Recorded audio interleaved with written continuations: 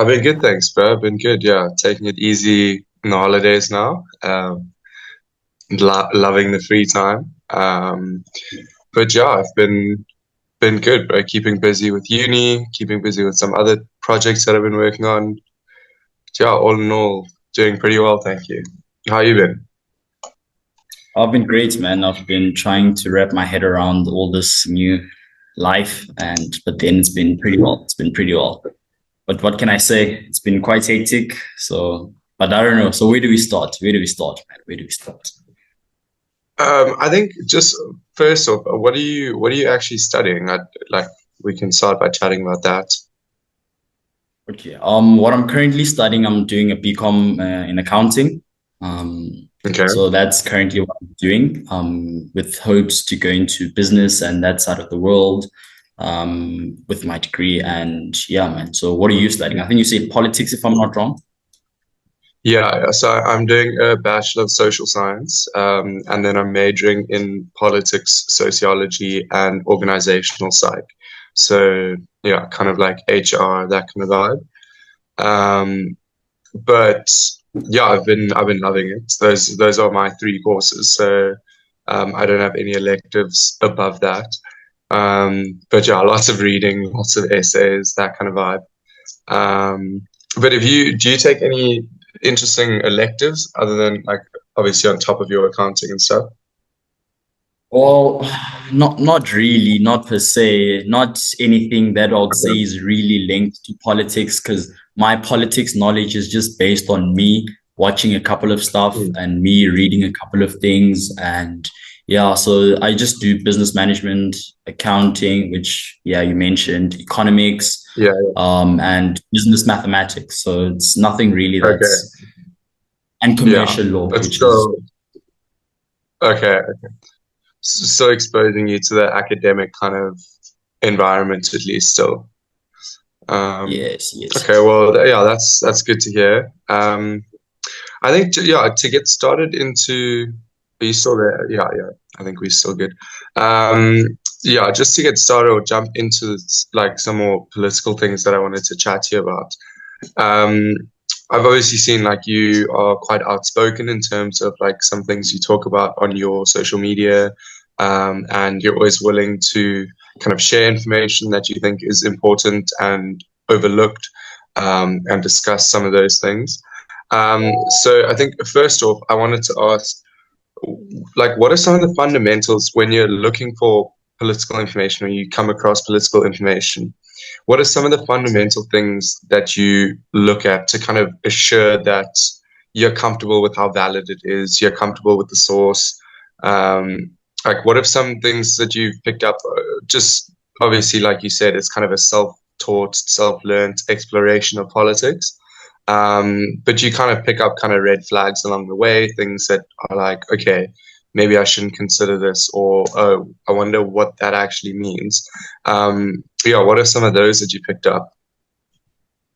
So for me, what the things that I look into is basically number one, who owns this media enterprise, if I can call it that. Mm, That's number one. That usually tops off the list. Who owns it?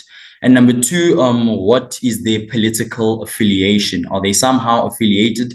Do they fund any mm, political people? So what that clearly means, or what that would clearly mean, is that they would literally be maybe propagating a certain narrative, or what is their agenda. Because at the end of the day, we yeah. have to be honest, each and every person has their own agenda. You have your own agenda, Yeah. I have my own personal agendas. So having to find out what is their political affiliation gives me sort Mm, of an idea of, okay, so what is this guy's maybe agenda, if I can like kind of like rough it off. Number yeah. two, Yeah. number three to be exact, I look into like who wrote this, okay, article, and then I figure out, okay, it's this and this and this and this type of person. And then for me, I Mm, look into that person, whether this information that they have is actually credible or not, with use of course my own analysis. If I can analyze a certain article in a certain way, then I'll be like, okay, this sounds pretty much like credible information, then mm, I mm. kind of like go ahead with it. So if I'd Okay, ask cool. So you, you, maybe I could learn. yeah. if I could learn perhaps like a thing or two, maybe something that would perhaps be missing, maybe what is something that you use in context to the same question? Yeah, so if I'm being honest, I personally don't feel like I am engaged enough in politics. In terms of like I kind of know roughly what's happening, and I know the basic like fundamentals of how our system works. Um, but it's one of my goals, and something that I really want to get more into is understanding more political information. So it's not something I've necessarily spent much time like delving into. But yeah, generally, if I do something or I do see something online, particularly obviously, I will, yeah, definitely go through a similar process and be like, okay, well, firstly, who's putting this information out? So, like, if I see information about the ANC, but it's coming from the DA, okay, red flag. Obviously, you need to take it with like a kilogram of salt, Yeah. because they have an agenda. They, like you said, they have other motives that they're trying to push. So always looking at that. In terms of like funding and where's their funding going, who are they affiliated with in terms of something like a media enterprise. Yeah, that's definitely something I think I need to look into more in terms of like validity checking.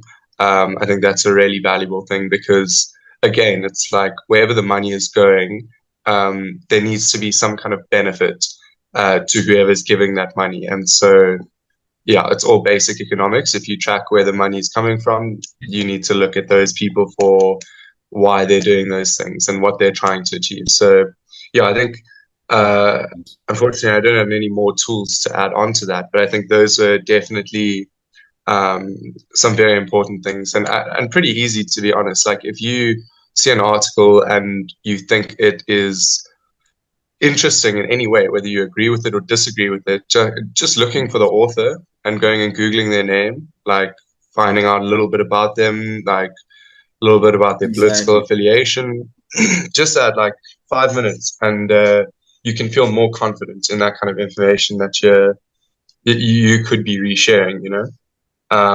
So okay, cool. So That's good that we yeah. Sorry, you want to add there? so quick question. So quick question. Going into 2024, what do you think is our standpoint as a country, and like where do you think we're standing as a country, number one? And number two, do you perhaps know about the electoral reform that's been signed into place? Or So yeah, I think yeah. I'll start with the second part. I think is that I don't know a huge amount, but I do know. And are you referring to like individuals being able to, or independents being able to yes, run? yes, yes, Yeah, yes, yeah. yes, yes, yes, yes. So my understanding of that is that they have to implement some kind of um, way of facilitating that before the next elections because it was passed in court, and so it is going to happen essentially by next year's elections. In some way or another, individuals are going to be able to run, or independents are going to be able to run in the elections. I think yeah, there's potential delays that might happen because there's a lot of people who don't necessarily want that to happen right now. Um, but if I'm being honest, I think like a lot of South Africans, although it sounds great that independents can run, South Africans are already quite apprehensive to vote for a smaller party. Like a lot of South Africans don't know about them, wouldn't consider them, and feel like if they're not casting their vote for an opposition party or like a top 3 or 4 party, that it's not going to do Yeah. anything. And so I think like as exciting as it is, and I think there's potential, um, hopefully in the 2029 elections, maybe I'll be wrong, maybe these elections it'll play a role. But I think like it's very unlikely that there's going to be an independent running who convinces enough people to back Yeah. them into a position of any like significant power, if that makes sense. Yeah. That makes 1,000% sense. That makes 1,000% sense. So going into like perhaps things like 2024, knowing the amount of power that we young people hold, and judging Mm. from the fact that everybody's saying that the ANC must go, which I share the same view. I share the same view Mm. that because they've done a small amount of good things compared to the bad things that they've done. So the bad outweighs the small good that they've done. So I share the same view Yeah. that saying that they must leave. But then a number of people are saying that young people don't vote. In particular, young people, like a large number of young people don't vote. So what do you think is Mm. the go ahead, the solution for that, to get more young people involved, to get more young people to be politically knowledgeable and to make a great decision when it comes to 2024, and because that decision will ultimately determine their future? Yeah, yeah, absolutely. Well, I think you kind of have to look at the situation or the landscape. And that kind of links to your question of like, what is the landscape going into these elections? And I think it's one that's quite hopeless. A lot of the information that gets put out by political parties is um, it's actually just trying to drag other political parties down. It's like negative smear campaigns. A lot of this stuff is they're relying on legacy votes as well, or trying to like manipulate. Basically, it's not using actions to actually prove what they're promising, and through that build trust through the community. And there's no true representation of leadership coming in the landscape or the media that we get exposed to, at least. And so as a young person coming onto the political scene, you kind of look at this and you're like, what are my options? Like, do I vote for the ANC, who's been in power for so long and hasn't been able to get things right? Do I vote for the DA, who has very questionable values and policies, and when it comes down to race, and when it comes down to a whole lot of things like homelessness, poverty, do you vote for the EFF, who have a lot of great policies and opinions, but the way that they deal with those things, and some of the ways that they address certain situations, like it's all of these parties that have been given as options, and again it comes down to those bigger parties being seen as the only options. It looks terrible. um and so I think, like, at least the way I believe it's going to go, or the way I believe it's going to change, is that people need to start actually thinking about what they want to see in the country. And then they need to find the people who are going to fulfill that. Because they're like, realistically, there are people who are doing great work, and there's small parties that are popping up. Um, yeah, I mean, I don't want to name too many in case I like leave out a few, but I know like Build One SA with Musi Maimani, there's Rise and Zanzi, there's the Good Party that's been around for a bit now. Like all of these like small parties that are doing great groundwork, like work on the ground, and obviously independents that are also like really putting in great shifts of work. And the thing is, like, not each of these tiny parties has to talk to or like everyone per se. I think the beauty in it is like, yeah, each party is kind of focusing on their bit in their community. And I think if enough people had to find the right people that are supporting their communities and supporting the things that they cared about, and cast their vote that way, we would eventually see a result in an election that is split quite evenly between a whole bunch of different parties, but placed in like the correct geographic places to do the work that will serve the community. So that makes sense. And so basically, yeah, in my mind, it just comes down to people knowing enough about all the alternative parties, the smaller parties, and knowing what they want to hold them accountable for, and or what they're going to be promised. And then from there being like, okay, cool, we'll vote for you, we'll back you, on the obviously condition that you fulfill what you promised and what we're hoping for. And I think that is inevitably going to be the way that we're actually going to see a positive movement in South Africa. The issue is obviously there's a huge debate around coalitions and the power of dominant parties. Yeah, exactly. I'm not super well informed in terms of coalitions at this point, and in terms of like the actual current coalitions and the state of them. But I do know there's huge risk for manipulation and huge games being played within coalitions as well. So Yeah, it's going to be an interesting one, whatever the result is. I personally, and I think most people will agree when I say I don't think the ANC will win majority again this year. And so that's going to be a completely new time in history. It's first time ever since our democracy. So I think whatever it is going to be, it's going to be quite different to what we've seen so far. Well, actually, did you know that there's an interesting piece of information that I actually recently got, I've recently found out, is that in Mm. 2019, the number of people out of the South African population, we are people of 58 million. So in Yeah. that 58 million, in 2019, the number of people that voted for the ANC to go into power, actually 10 million people. And then there were 18 million people who were registered to vote that didn't vote. And then out of that 18 Mm. million, 14 million are actually young people. So if you look into this, out of all these numbers, Mm. the majority is us, young people.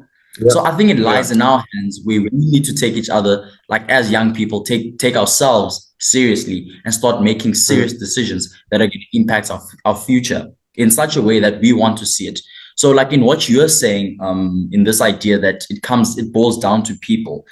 My idea of that is that we as people need to come together, come up with, like, find the parties or people part of the independence who speak to our value system, who speak to Mm. who are serious about the work. And it's not really just reliant on them. There also needs to happen like some sort of mindset shift within our society, because at the end of the day, we can't really live it to politicians, as quote unquote what we call them, politicians. We Yeah. can't really live it just to them. We also have a responsibility to play in bettering Mm. this country. So going into 2024, I think it's a tough decision for young people to make, judging from the fact that a lot of young people are already nonchalant about politics. They think it's filled with Mm. lies and corruption, and people are there to eat and all those type of things, of which you can't really blame them, judging from the trajectory of politicians who Yeah. have been in Yeah. power since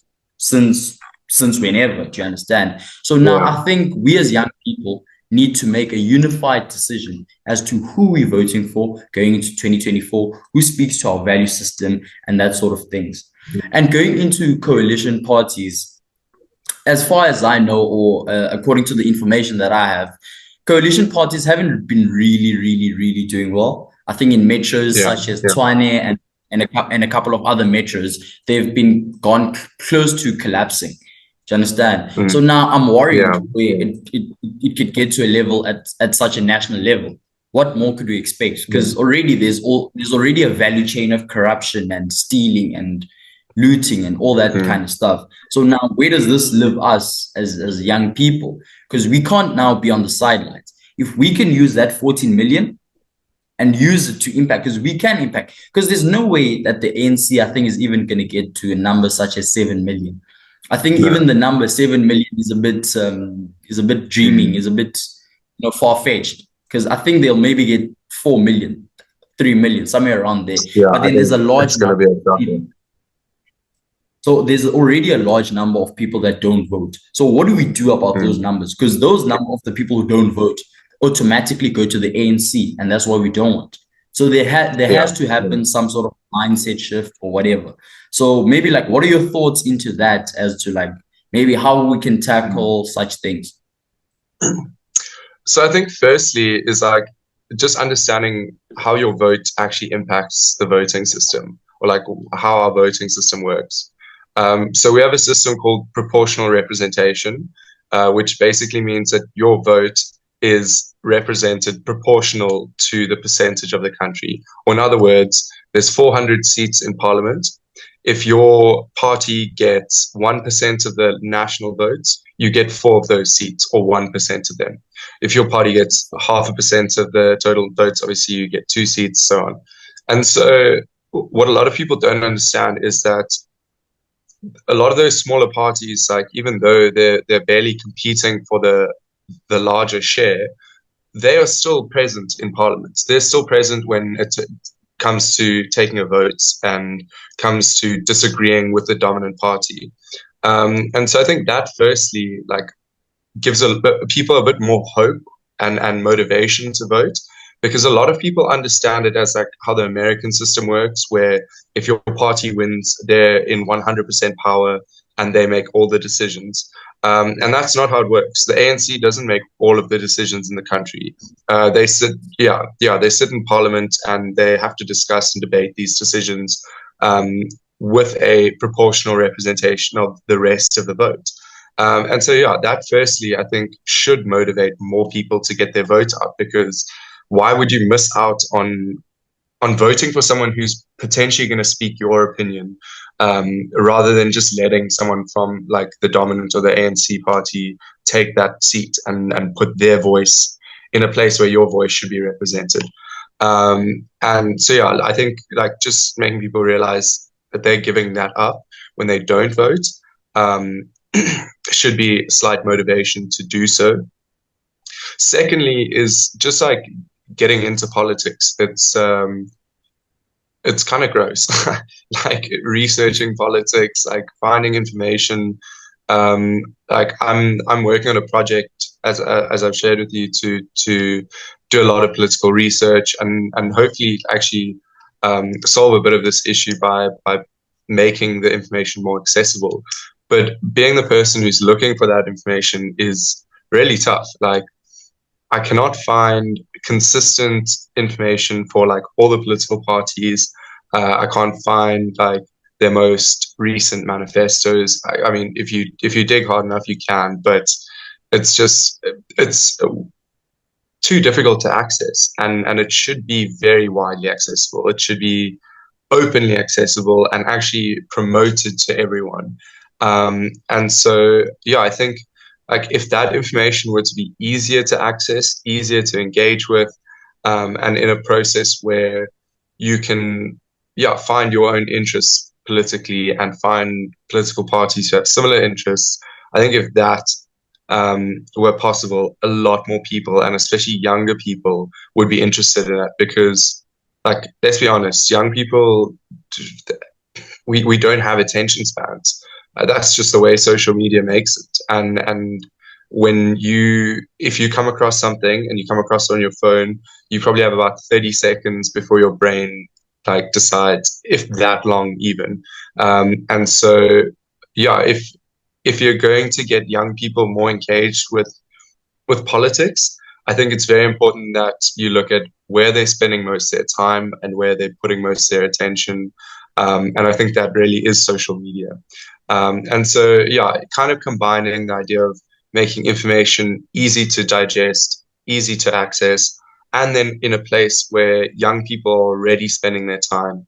I think together that could really help to kind of creating a community of people who are, who care about South Africa and want to see a South Africa that they want to live in, But I think social media is definitely. So sorry to interject there. I think another thing in that being said, another people that need to join this chat is big business. Because at the end of the day, big business makes all the influential decisions on which trajectory that these politicians take. Because at the end of the day, where the money goes, that will ultimately determine the direction. Do you understand? So now, if I am a billionaire or millionaire of sorts that's doing a CSR of like funding politicians, so I can't just do that blindly and just fund the politicians and just hope to get tenders in return. That's not how it should go. They need to be intentional in joining the chat and saying that, you know what, if I'm going to give you my money, I expect the following. You should at least have a certain type of interest for our young people, or a certain type of interest for this type of people, and so on and so on and so forth. Because they can't continue blindly and then expect, I don't know what. Because we all can see in the state of a country, because at the end of the day, it doesn't just impact a certain type of people or a certain group of people or a number of people. It impacts all of us as South Africans, because there's like a domino effect of like, if this type of governance and leadership continues, there's a domino effect that goes on into what happens next. So that's just my worry into this, because I feel like the main people who are very influential in in what would determine the state of our country, I feel like would be big business. Because if they can have the same conversation that we know they have in the background with these politicians and speak up maybe a little bit more into like what would be considerate of the country, I think that's like potentially one of the good ideas. For example, these load shedding issues, I feel like there isn't political will, for example, in this load shedding from number one, the politicians, number two, from big business. Because big business is one of the people that are benefiting in these categories from things such as load shedding. So now in that, these politicians know that they're going to get brown envelopes from when big businesses benefit from that. So obviously, with that being said, that's like close to nowhere to getting to a solution for load shedding, because it has been done before. I think it can be done again. It's just that we need the right people onto these seats of power, number one, and we need to have these people to have the right conversations at the end of the day. Do you understand? So that's where that was just sharing a bit of a think piece there. Yeah, absolutely. And I think like in terms of where they intersect is that the youth engagement is so important for getting the right people in power. Business is important in terms of how those people are manipulated or influenced once they are in power, obviously. Because I mean, the whole topic of corruption and state corruption and just the state of the country and the sectors the sectors that are completely captured and taken over by corrupt private sector and business owners is unbelievable. And it kind of scares me to talk about, and it kind of scares me to think about, because it kind of makes me feel like whoever's in power is going to have to face those same forces, and that's the one thing that does sometimes get me a little bit pessimistic. And I think again, I don't know, in my opinion at least, I think it's obviously going to be a long process. I think the issue is the same people have been in power for so long, and we don't have the tools to hold them accountable. And so while they're still in power, they've been able to completely milk it because they knew they were going to stay in power over the years. And I think this is the first time where that's going to be challenged. And even if there's new people who come into power and still face the same kind of corruption, because let's face it, we know politicians are just puppets. Like, yes, they have influence, but they're puppets. Like you said, where the money's coming from, the industry owners, the people who own media, we all know the big names. And so I think the only way to do it is throw new leadership in there, let them deal with it, see if they also get impacted. We get the attention faced to those people, because if we can put the pressure on them, that could be a good idea. Because because if we can say, maybe we know the big names like let me not mention any, but if we can get those names, into the chat. We know the big billionaires that fund the political parties. We can get them on a round table and get them to be at least like, come on, you guys have to be willing with us. Because now it's like they have us like all of like there's like a value chain of people have us running around in circles, and then having people who are on the ground having no hope into the current political system. Because I believe in South Africa, we have one of the best system that's on paper. We have the best system, arguably in the world. Even you can argue that. But then the problem is in the application. That is the issue. The problem is in the application. We don't have intentional. I don't know where it went wrong since, I don't know, maybe 94. I don't know how. But then it's just that there's just a value chain of it just needs to be revamped. Do you understand? And this thing that's come up, this thing of factionalism, it's not ideal, because to me it seems like there's just a group of people looking out for their group of people. If I have certain Yeah. type of people in my, I'm just going to look out for my people, the people in my camp. And also the other group of people, like if I have this group of people in my camp, then I'm just going to look out for those people. So essentially what that does for us, there's no really effective things that trickle down to us, the people on the ground and the people who are just living out there. So man, those are just the issues that we are faced with. And yeah, man, it just saddens me. But I think the best thing for me, I'd say, is that if we young people could start taking ourselves seriously, that's the key thing. With 14 million people, we can do wonders. I believe so. As young people, if we hold that much power, we are the majority out of arguably everybody in the country. I mean, what can't we do? What can't we do? Yeah. So yeah, Absolutely. those are just my those are just my Yeah, I mean, to go a little bit deeper, I've one or two questions as well to ask your side.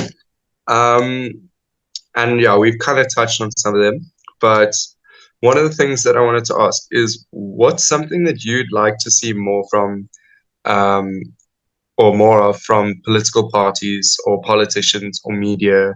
Like, what do you think are some issues that you feel they are undercovering, potentially overcovering, and politicians should actually be caring about? Just some things off the top of your head. Okay. Where I'll start is that I'll say for things like let's start with because in my head right now I have the EFF. I want to start with the EFF. I don't like this idea of divisiveness, because more than anything, it takes us backwards. It doesn't take us forward. I don't like this idea of like a certain type of people should be prioritized more than a certain type of people. I kind of think it has an element of unfairness, and I don't like a certain bias of hate towards a certain grouping of people. It doesn't take us forward. There's no unity in that. In media coverage, I'd like for media coverage to be honest and ethical, because this idea, if I'm a certain person and I hold a certain type of influence, I can influence the media to propagate certain narratives for a certain type of agenda that I have.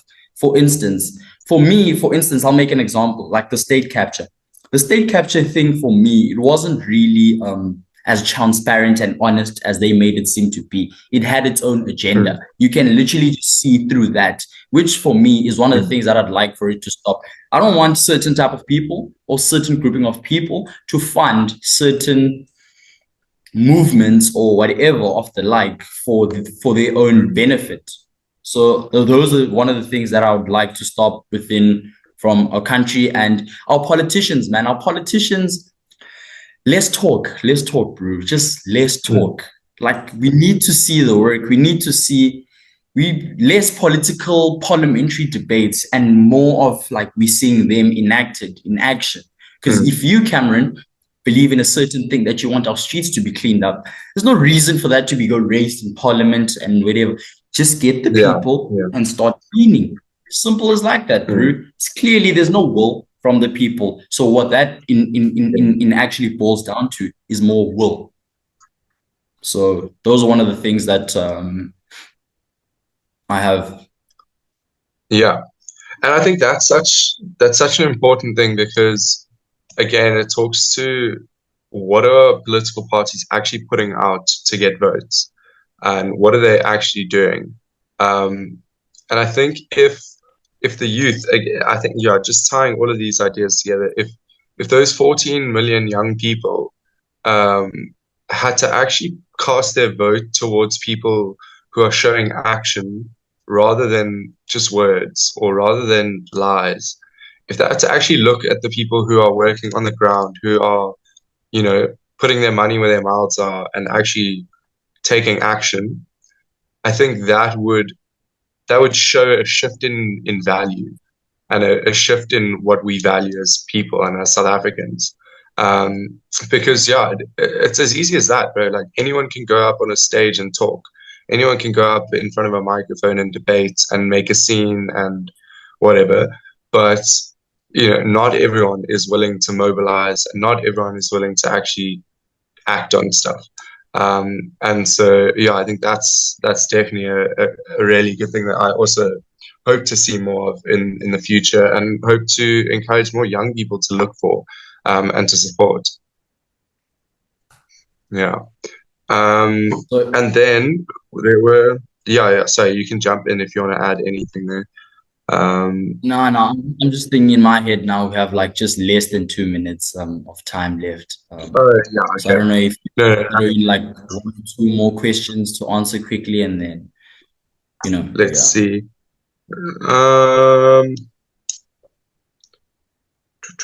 Who are some exciting out of the box thinkers that are currently shaking up the political world that you've been taking a look at? Oh, bro, it has to be Pennell, man. Pennell, the black pen. That guy for me has to be the main guy. Has to be like one of the person with credible, I believe, information. He has a couple like credible sources, and his analysis on a lot of the current political status of our country is just his sober thoughts on everything is just, for me, stands out for me. And he's one of the people. And I'd say there's a podcast called The Virtual Cuckoo, where him and a guy called Ismu, they tackle the South African landscape, and they just digest it and break it down in such a way it's easier for the average person to understand. And also SNWX. I don't know if you know SNWX by Sizwe Mpofu Walsh. But then what he does, he just brings in a couple of guests, and then he just interviews them, and those are just the 2 or 3 for me sources of political information. And of course, not forgetting Walk It Talk It,